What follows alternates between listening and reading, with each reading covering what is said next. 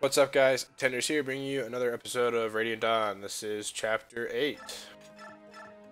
So we take Celerity off of Tormod, which is +2 movement, and give that +2 movement to Volug to make him even better. We also give Imbue to Soth for some healing. Because of his 5 magic, he'll gain 5 HP every single turn, which is great stuff.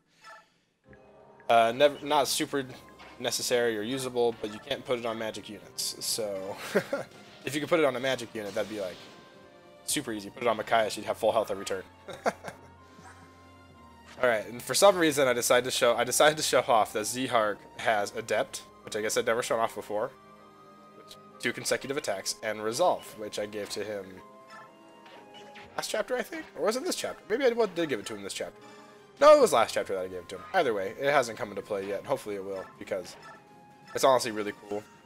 Resolve multiplies your strength, skill, and speed by 1.5 when you are under 20% HP. So there's no real safe way to get into that HP range in this early in the game, because 20% of 30 is like 6 HP, which is not very, like, that's not safe at all to get down that low. But it can save you in a pinch, but if you're relying on it, you probably aren't playing very well, is what I'm saying. So this map is interesting. You're forced to bring Nayla, this white wolf here, who is a Lagu's Royal, and I know I said I wouldn't be using Lagu's Royals, but just for the sake of this chapter, I won't be using her again, but in this chapter it wasn't necessarily necessary. But just because I'm playing an Iron Man run and I'm recording it and I don't want it to take forever, I decided to use her here. I could have taken a longer time and used just Volug, but that side gets a bunch of reinforcements, and it just becomes a pain to it would become a pain to handle that all with Volug by himself. I mean, I could have Tormod and friends and start moving that way right away to help out, but I decided just to use Nayla to streamline the process and make it so this chapter doesn't take a day and a half. So while we were in the barracks or armory or whatever, we went to the bargain store that the shop has and bought an Olivia grass, which increases your Lagu's gauge by 15 when used.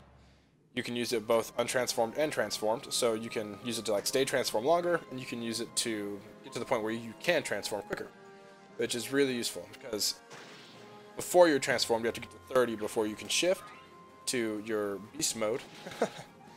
And you have to, and once you're transformed and your Lagu's meter goes to 0, you untransform from your beast mode. We really haven't seen that come into play much, but in this chapter is the first time we really have to worry about it.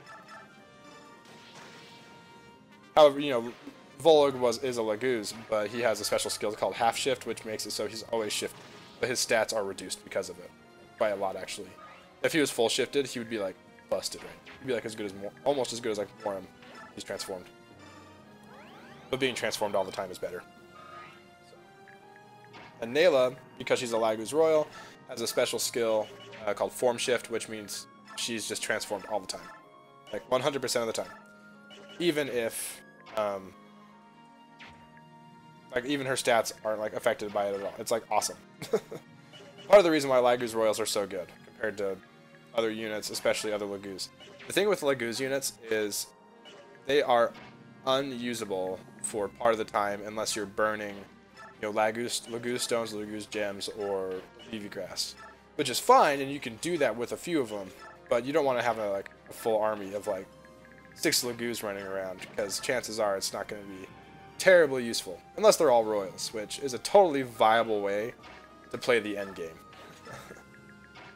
Yeah, like sometimes your end game, so you can only choose like 10 units aside from the ones that are forced for you to bring.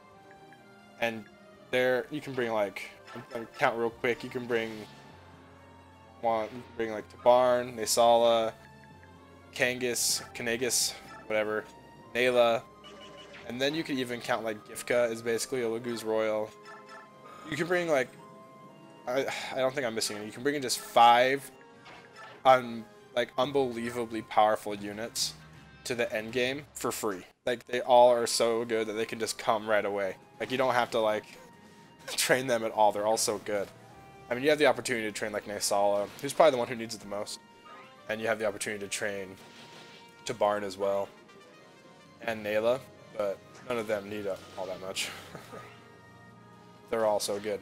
But as I said in the first video, we will not be using Laguz Royals except for a very few exceptions, this being one of them, because this chapter sucks without Nayla over there. At least I'd imagine. I haven't tried it. But I can't imagine holding that side down. There's so many reinforcements over there. Like fire mage reinforcements that could jack Volog up. And even could jack Moram up if you got him over there. It would just be a lot harder and a lot more dangerous without Nayla. Therefore, I'm justifying it if you call my run invalid because I did something I said I wouldn't. But I told you there would be exceptions. Go ahead and say it. I don't care. I'm doing it. And by I'm doing it, I mean it's already done. Because this is post-production recording. Post-recording. But she's really good. She one-shots everything on this map. It's really fun to watch. The only problem is, of course, you know, lack of a ranged attack, which means she's going to get attacked for free. So here, I am thinking of every way I can possibly get this kill for Micaiah. Because she's had Paragon on her for now, this is the second chapter, and I don't feel like it's gotten very good use. She's gotten like 2 levels out of it, and we need her to get more than that. Especially, so the next chapter is interesting after this one. And I lost the footage of it, and I'm debating, and because I'm doing an Iron Man type playthrough, I'm only keeping one save file. So I'm debating going back and recording again, crappy level up. I mean, it's not crappy, it's just everything without speed on Micaiah is crappy. Every time. Everything without speed on Micaiah.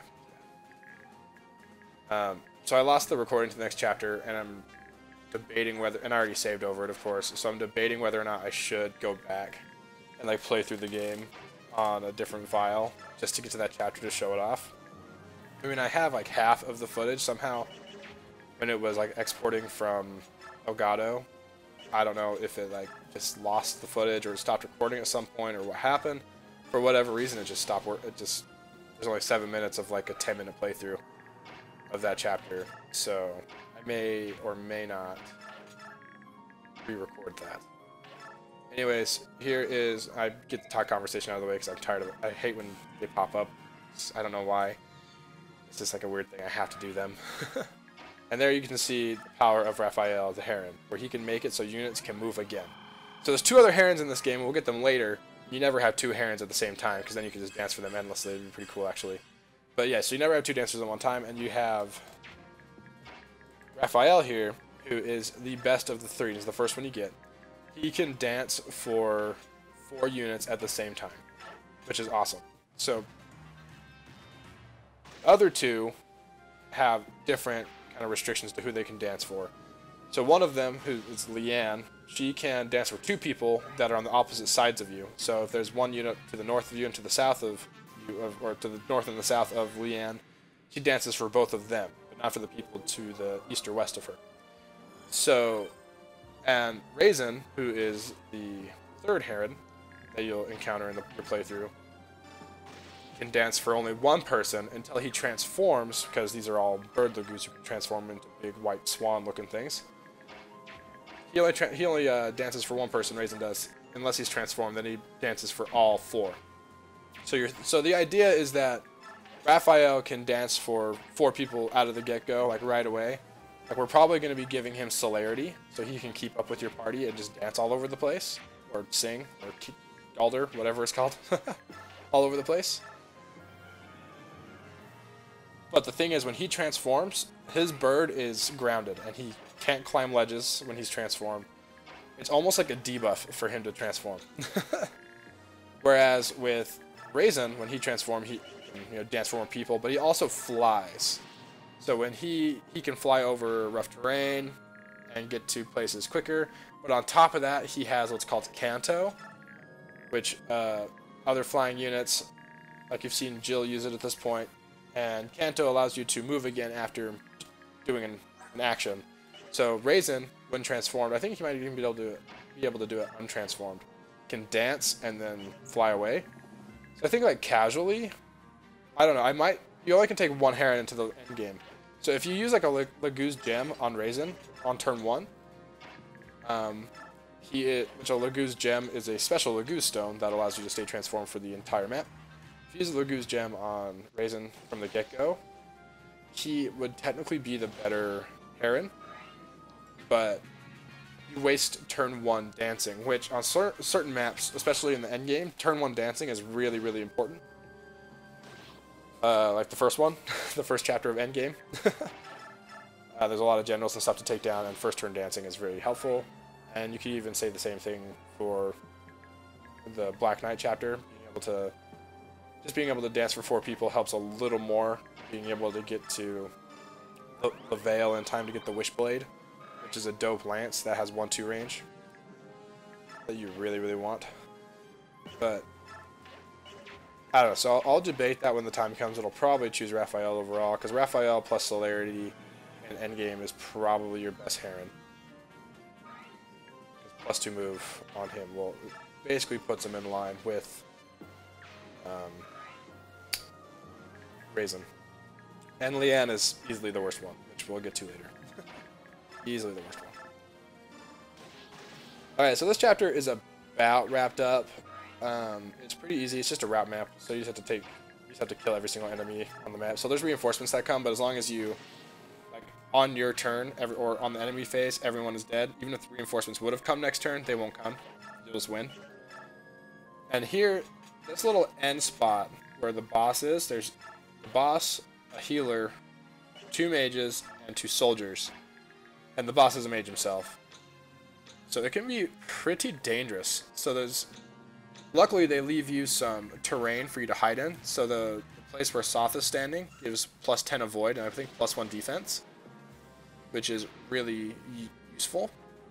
It allows him to not die here, because he dodges that. And I think if he would have gotten hit... I should have done the math more carefully. I think he would have gotten hit by all 3 attacks that he took right there. He would have died. But, hey, he didn't, so it all worked out. And you see on that side where the mages just walked in, the reinforcements. I'll go over there in a second. I'm just checking, attacking the boss and seeing how that would go.